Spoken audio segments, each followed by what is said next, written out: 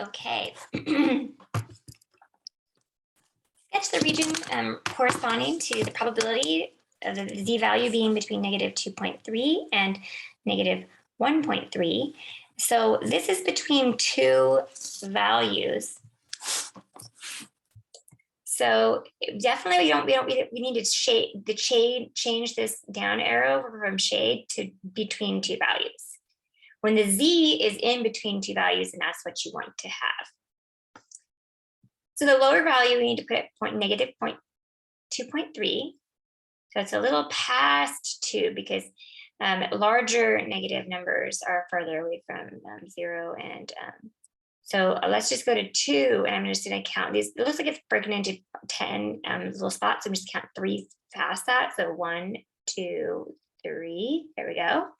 There's 2.3. Oh, wait. Okay.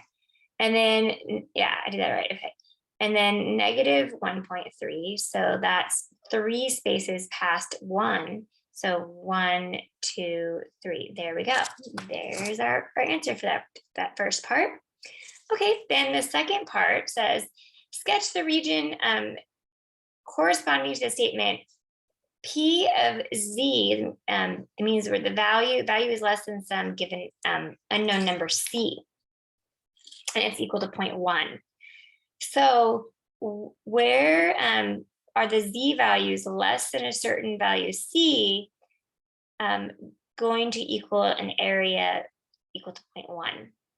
So basically they want us to, we got to be able to find the value along the x-axis such that the area under the curve because it says values, the Z values less than C, is the area under the curve to the right.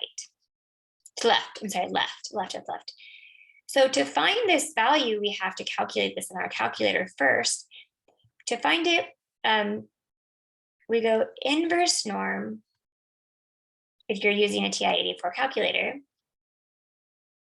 And to get to that screen, you have to do second vars. It's the same menu as you get the normal CDF function. This time you enter in the area to the left. This 0.01, because the Z is saying all values smaller than C, that is values smaller than a certain given value C, are going to be to the left. So we're going to enter that 0.1 in. And then because it's a Z value, then our mean and standard deviation are 0 and 1. And then that's how we get these answers. So I'm going to find that using the class calculator quickly.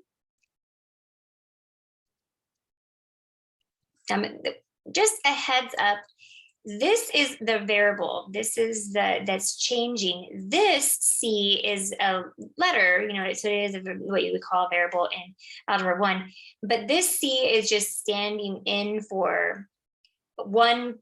We're kind of thinking about it, it's set. It does not vary. It's just a letter they're using there, and they're only using that letter because it's unknown. This one does not vary. That one's kind of like the one we're trying to find. There's a certain value. Maybe it's negative 1.5, possibly.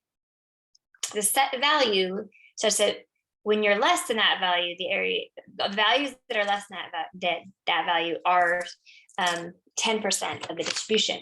So we have to find that C. That's what's going on here. So I go get my class calculator. And to find the class calculator, you can just put in Google. You can just Google class and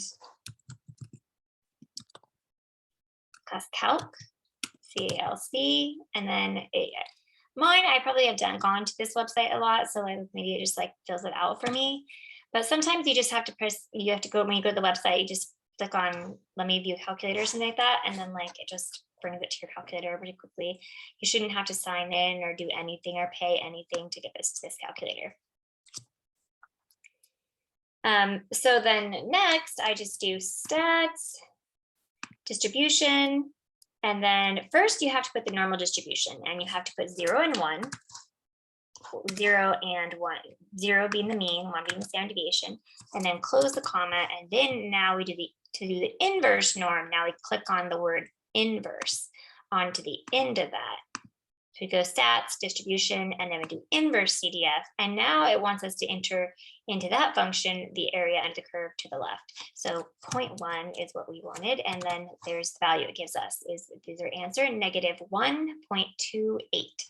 So we now know that it's 1.28. So we just probably round that to negative 1.3. And there we go. Let's just double check the answer. So it is 1, 2, 3. That is absolutely correct. That's exactly what we wanted. And we could just double check the answer up here. That is 1, 2, 3 past the -1, and it's 1, 2, 3 past the -2. So that looks exact too. All right. Thanks for watching. Bye.